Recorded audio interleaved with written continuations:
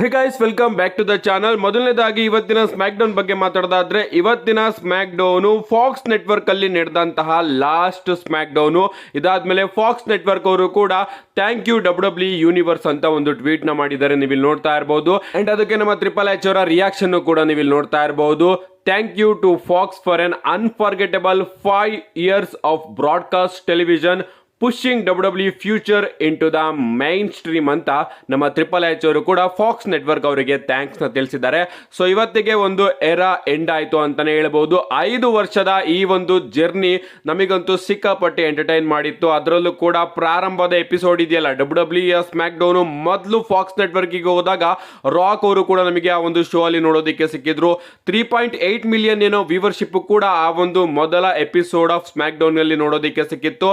And ಒಂದು similar ವಿಚಾರ ಏನಪ್ಪಾ ಅಂದ್ರೆ, ಫಾಕ್ಸ್ ನ ಮೊದಲ ಸ್ಮ್ಯಾಕ್ ಡೌನ್ ಎಪಿಸೋಡ್ ಅಲ್ಲೂ ಕೂಡ ನಮಗೊಂದು ಸ್ಕ್ವಾಶ್ ಮ್ಯಾಚ್ ನೋಡೋದಕ್ಕೆ ಸಿಕ್ಕಿತ್ತು. ಅಂಡ್ ಕೊನೆಯ ಸ್ಮ್ಯಾಕ್ ಡೌನ್ ಎಪಿಸೋಡ್ ಅಲ್ಲೂ ಕೂಡ ನಮಗೊಂದು ಸ್ಕ್ವಾಶ್ ಮ್ಯಾಚ್ ನೋಡೋದಕ್ಕೆ ಸಿಕ್ಕಿದೆ.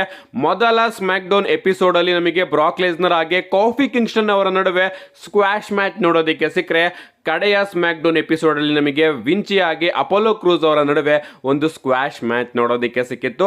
ಏನೇ ಇರಲಿ, ಈ ಒಂದು 5 ವರ್ಷದ ಜರ್ನಿ ಏನಿತ್ತು ಅದಂತೂ ಸಖತ್ತಾಗಿತ್ತು. ಅಂಡ್ ಈಗ ಸ್ಮ್ಯಾಕ್ ಡೌನ್ USA ನೆಟ್ವರ್ಕಿಗೆ ತಿರುಗ್ತಾ ಇದ್ದಾರೆ. USA ನೆಟ್ವರ್ಕಿಗೆ ಹೋಗ್ತಾ ಇದ್ದಾರೆ ಅಂದ್ರೆ ಸ್ಮ್ಯಾಕ್ ಡೌನ್ ನ ಹೊಸ ಲೋಗೋನು ಕೂಡ ನೀವು ಇಲ್ಲಿ ಗಮನಿಸ್ತಾ ಇರಬಹುದು. ಲಿಟರಲಿ ನನಗಂತೂ ಸಿಕ್ಕಾಪಟ್ಟೆ ಇಷ್ಟ ಆಯ್ತು ಈ ಒಂದು ಲೋಗೋ. ಒಂದು ರೀತಿ ಕ್ರಾಸ್ ಆಗಿ ಡಬ್ಲ್ಯೂ ಅವರು ಡಿಸೈನ್ ಮಾಡಿದ್ದಾರೆ. ಲಿಟರಲಿ ಸ್ಮ್ಯಾಕ್ ಡೌನ್ ಲೋಗೋ ಮಾತ್ರ ಸಖತ್ತಾಗಿದೆ. ಅಂಡ್ ಅದೇ ರೀತಿ ಹೊಸ ಸ್ಟೇಜ್ ಕೂಡ ಬಂದ್ರೆ ಸಖತ್ತಾಗಿರುತ್ತೆ. ಸ್ಟೇಜ್ ಬರೋದು ಡೌಟ್, ಯಾಕಂದ್ರೆ ನನ್ನ ಪ್ರಕಾರ ಸ್ಟೇಜ್ ಪ್ರಾಬಬ್ಲಿ ಮುಂದಿನ ವರ್ಷದಿಂದ ಡಬ್ಲ್ಯೂ ಅವರು ರಾ ನೆಟ್ಫ್ಲಿಕ್ಸ್ ಗೆ ಹೋದಾಗ ಮೊದಲು ರಾ ಸ್ಟೇಜ್ ನ ಚೇಂಜ್ ಮಾಡಿ ಅದಾದ್ಮೇಲೆ ಸ್ಮ್ಯಾಕ್ ಡೌನ್ ಸ್ಟೇಜ್ ನ ಕೂಡ ಚೇಂಜ್ ಮಾಡಬಹುದು. ಬಟ್ ಎಕ್ಸ್ಪೆಕ್ಟೇಷನ್ಸ್ ನ ಇಟ್ಕೊಂಡಿರ್ತೀನಿ ನಾನು ಕೂಡ, ಸ್ಟೇಜ್ ನ ಪ್ರಾಬಬ್ಲಿ ಇಲ್ಲಿ ಡಬ್ಲ್ಯೂ ಅವರು ಚೇಂಜ್ ಮಾಡಬಹುದು ಅಂತ. ಇದ್ರ ಬಗ್ಗೆ ಏನಾದ್ರೂ ಅಪ್ಡೇಟ್ ಬಂದ್ರೆ ಖಂಡಿತವಾಗ್ಲೂ ತಿಳಿಸ್ಕೊಡ್ತೀನಿ. ಸದ್ಯಕ್ಕೆ ಸ್ಮ್ಯಾಕ್ ಡೌನ್ ನ ಲೋಗೋ ಚೇಂಜ್ ಆಗಿದೆ, ನೀವು ಇಲ್ಲಿ ನೋಡ್ತಾ ಇರಬಹುದು. ನೆಕ್ಸ್ಟ್ ಅಪ್ಡೇಟ್ ಕಡೆ ಬರೋದಾದ್ರೆ, ಇದಿರ್ತಕ್ಕಂಥದ್ದು ನಮ್ಮ ವಿಂಚಿ ಅವರ ಬಗ್ಗೆ. ನಿಮಗೆ ಗೊತ್ತಿರಬಹುದು, ನಮ್ಮ ವಿಂಚಿ ಅವರು ಸ್ಮ್ಯಾಕ್ ಡೌನ್ ನಲ್ಲಿ ರಿಟರ್ನ್ ಆಗ್ತಾ ಇದ್ದಾರೆ ಅಂತ ಡಬ್ಲ್ಯೂ ಅವರು ತುಂಬಾ ದೊಡ್ಡದಾಗಿ ತೋರಿಸಿದ್ರು. ರಿಟರ್ನ್ ಆದ ಕೂಡಲೇ ಅವರು ಅಪೋಲೋ ಕ್ರೂಸ್ ಅವರ ಕೈಯಲ್ಲಿ ಸೋತೋದ್ರು ಅಂತಾನೆ ಹೇಳ್ಬಹುದು. ಇದಾದ್ಮೇಲೆ ನಮ್ಮ ವಿಂಚಿ ಅವರ ರಿಯಾಕ್ಷನ್ ಕೂಡ ಹೊರಗಡೆ ಬಂದಿದೆ. ಅವ್ರ ಬಳಿ ಪ್ರಶ್ನೆ ಕೇಳೋದಕ್ಕೆ ಹೋದಾಗ ನಮ್ಮ ವಿಂಚಿ ಅವರು ಹೇಳ್ತಾರೆ, ನನ್ನ ಹತ್ರ ಯಾವುದೇ ರೀತಿಯ ಪ್ರಶ್ನೆನ ಕೇಳಬೇಡಿ, ಬದಲಿಗೆ ನಾನು ನಿಮ್ಮನ್ನ ಪ್ರಶ್ನೆ ಕೇಳ್ತೀನಿ.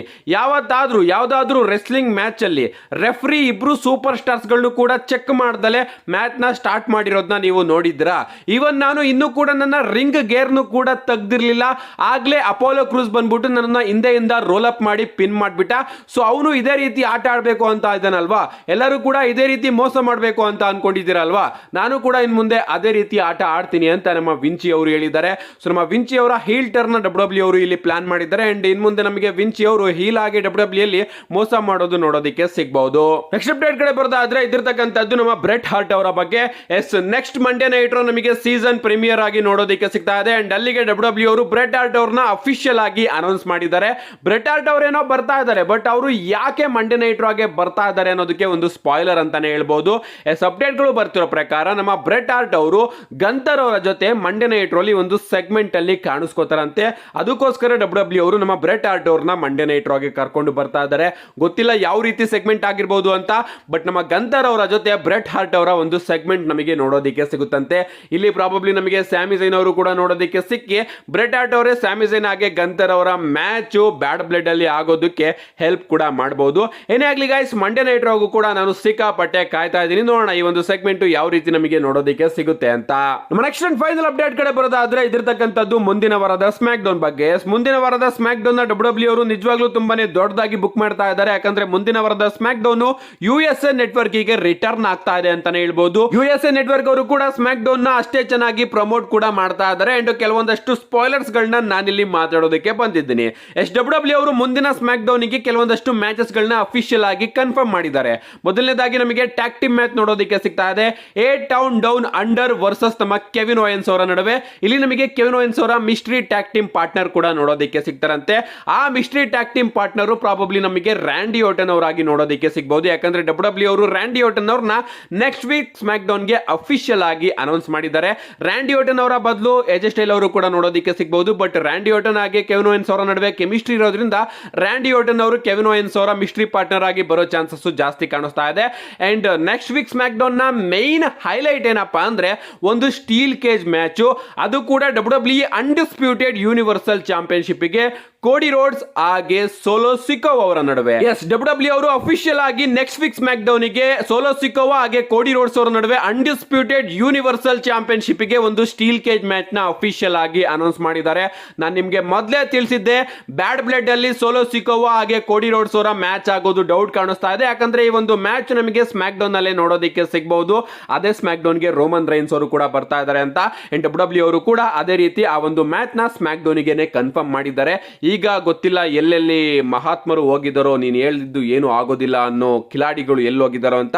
ಏನೇ ಆಗಲಿ ಅವ್ರನ್ನೆಲ್ಲರನ್ನು ಕೂಡ ಸೈಡ್ ಇಡೋಣ, ನಮ್ಮ ಕೆಲಸನ ನಾವು ಮಾಡ್ಕೊಂಡು ಹೋಗೋಣ ಅಂತ ಹೇಳ್ತಾ ಮುಂದಿನ ವಾರದ ಸ್ಮ್ಯಾಕ್ ಡೌನ್ಗೆ WWE ಅವರು ಈ ಒಂದು ಮ್ಯಾಚ್ ನ ಅಫಿಷಿಯಲ್ ಆಗಿ ಕನ್ಫರ್ಮ್ ಮಾಡಿದ್ದಾರೆ. ಅದು ಕೂಡ ಸ್ಟೀಲ್ ಕೇಜ್ ಮ್ಯಾಚ್, ಯಾವುದೇ ರೀತಿಯ ಇಂಟರ್ಫರೆನ್ಸ್ ಆಗಬಾರ್ದು ಅಂತ ನಮ್ಮ ನಿಕ್ ಆಲ್ಡಿಸ್ ಅವರು ಈ ಒಂದು ಮ್ಯಾಚ್ ನ ಕನ್ಫರ್ಮ್ ಮಾಡಿದ್ದಾರೆ. ಬಟ್ ಈ ಒಂದು ಮ್ಯಾಚ್ ಅಲ್ಲಿ ಇಂಟರ್ಫರೆನ್ಸ್ ಅಂತೂ ನಮಗೆ ನೋಡೋದಕ್ಕೆ ಸಿಗುತ್ತೆ. ಅಂಡ್ ಮೈನ್ ಆಗಿ ಈ ಒಂದು ಮ್ಯಾಚ್ ಅಲ್ಲಿ ನಮಗೆ ಟ್ರೈಬಲ್ ಚೀಫ್ ರೋಮನ್ ರೈನ್ಸ್ ಅವರ ಎಂಟ್ರಿ ಕೂಡ ನೋಡೋದಕ್ಕೆ ಸಿಗುತ್ತೆ. ಇಷ್ಟು ಕನ್ಫರ್ಮ್ ಆಗಿ ಯಾಕೆ ಹೇಳ್ತಾ ಇದ್ದೀನಿ ಅಂದ್ರೆ WWE ಅವರು ನೆಕ್ಸ್ಟ್ ವೀಕಿನ ಸ್ಮ್ಯಾಕ್ ಡೌನ್ ಗೆ ರೋಮನ್ ರೈನ್ಸ್ ಅವರನ್ನು ಕೂಡ ಅಫಿಷಿಯಲ್ ಆಗಿ ಅನೌನ್ಸ್ ಮಾಡಿದ್ದಾರೆ. ಸೊ ರೋಮನ್ ರೈನ್ಸ್ ಅವರು ಸ್ಮ್ಯಾಕ್ ಡೌನ್ ಗೆ ಬರ್ತಾ ಇದ್ದಾರೆ ಅಂದ್ರೆ ಈ ಒಂದು ಮ್ಯಾಚ್ ಅಲ್ಲಿ ಬಂದೇ ಬರ್ತಾರೆ. ಸ್ಟೀಲ್ ಕೇಜ್ ಮ್ಯಾಚ್ ಆಗಿದ್ರು ಕೂಡ ರೋಮನ್ ರೈನ್ಸ್ ಅವರ ಎಂಟ್ರಿ ಒಂದು ಮ್ಯಾಚ್ ಅಲ್ಲಿ ನೋಡೋದಕ್ಕೆ ಸಿಗುತ್ತೆ. ಯಾವ ರೀತಿ ಸಮ್ಮರ್ ಸ್ಲಾಮ್ ಅಲ್ಲಿ ನಮ್ಮ ರೋಮನ್ ರೈನ್ಸ್ ಅವರು ಸೋಲೋ ಸಿಕೋವಾ ಅವರ ಮೇಲೆ ಅಟ್ಯಾಕ್ ಮಾಡಿದ್ರು, ಅದೇ ರೀತಿ ಈ ಒಂದು ಮ್ಯಾಚ್ ಅಲ್ಲೂ ಕೂಡ ರೋಮನ್ ರೈನ್ಸ್ ಅವರು ಬಂದು ಸೋಲೋ ಸಿಕೋವಾ ಅವರ ಮೇಲೆ ಅಟ್ಯಾಕ್ ಕೂಡ ಮಾಡಬಹುದು. ಅಂಡ್ ಇಡೀ ಬ್ಲಡ್ ಲೈನ್ ಮೇಲೆ ರೋಮನ್ ರೈನ್ಸ್ ಹಾಗೆ ಕೋಡಿ ರೋಡ್ಸ್ ಇಬ್ರು ಜೊತೆಗೆ ಸೇರ್ಕೊಂಡು ಅಟ್ಯಾಕ್ ಮಾಡಬಹುದು. ಎಸ್, ನಾನು ನಿಮಗೆ ಪಾಸಿಬಿಲಿಟೀಸ್ ಬಗ್ಗೆ ತಿಳಿಸಿದ್ದೆ. ಇವರಿಬ್ರು ಕೂಡ ಜೊತೆಗೆ ಸೇರ್ಕೊಂಡು ಅಟ್ಯಾಕ್ ಮಾಡಿ ಬ್ಯಾಡ್ ಬ್ಲಡ್ ಅಲ್ಲಿ ಕೋಡಿ ರೋಡ್ಸ್ ಹಾಗೆ ರೋಮನ್ ರೈನ್ಸ್ ಅವರು ಟ್ಯಾಗ್ ಟೀಮ್ ಅಲ್ಲಿ ವರ್ಕ್ ಮಾಡಬಹುದು, ಅಥವಾ ಸೋಲೋ ಸಿಕೋವಾ ಹಾಗೆ ರೋಮನ್ ರೈನ್ಸ್ ಅವರ ಸಿಂಗಲ್ಸ್ ಮ್ಯಾಚ್ ನು ಕೂಡ WWE ಅವರು ಬುಕ್ ಮಾಡಬಹುದು ಅಂತ. ಸೊ ಎಲ್ಲದೂ ಕೂಡ ನಮಗೆ ನೆಕ್ಸ್ಟ್ ಸ್ಮ್ಯಾಕ್ ಡೌನ್ ಅಲ್ಲಿ ಗೊತ್ತಾಗುತ್ತೆ. ಕೋಡಿ ರೋಡ್ಸ್ ಹಾಗೆ ರೋಮನ್ ರೈನ್ಸ್ ಅವರ ಟ್ಯಾಗ್ ಟೀಮ್ ಏನಾದ್ರೂ ಫಾರ್ಮ್ ಆಗ್ತಾ ಇದೆಯಾ ಅನ್ನೋದು ಕೂಡ ನಮಗೆ ನೆಕ್ಸ್ಟ್ ಸ್ಮ್ಯಾಕ್ ಡೌನ್ ಅಲ್ಲಿ ನೋಡೋದಕ್ಕೆ ಸಿಗುತ್ತೆ. ನೆಕ್ಸ್ಟ್ ಸ್ಮ್ಯಾಕ್ ಡೌನ್ ನ ಯಾರು ಕೂಡ ಮಿಸ್ ಮಾಡ್ಕೋಬೇಡಿ. ಸಮ್ಮರ್ ಸ್ಲಾಮ್ ಅಲ್ಲಿ ಯಾವ ವಿಚಾರ ನಮಗೆ ನೋಡೋದಕ್ಕೆ ಸಿಕ್ಕಿತ್ತೋ ಅದೇ ವಿಚಾರ ನೆಕ್ಸ್ಟ್ ವೀಕ್ ಸ್ಮ್ಯಾಕ್ ಡೌನ್ ಗೆ ರಿಪೀಟ್ ಆಗ್ತಾ ಇದೆ. ಯಾಕಂದ್ರೆ ನೆಕ್ಸ್ಟ್ ಸ್ಮ್ಯಾಕ್ ಡೌನ್ ಗೆ ಟ್ರೈಬಲ್ ಚೀಫ್ ರೋಮನ್ ರೈನ್ಸ್ ಅವರ ರಿಟರ್ನ್ ಕೂಡ ನೋಡೋದಕ್ಕೆ ಸಿಗ್ತಾ ಇದೆ. ನೋಡೋಣ guys, next week smack down ನ WWE ಅವರು ಯಾವ ರೀತಿ ಬುಕ್ ಮಾಡ್ತಾರೆ ಅಂತ. ಲಿಟರಲಿ ನನಗಂತೂ ಕಾಯಕ್ ಆಗ್ತಾ ಇಲ್ಲ. See you guys in my next video.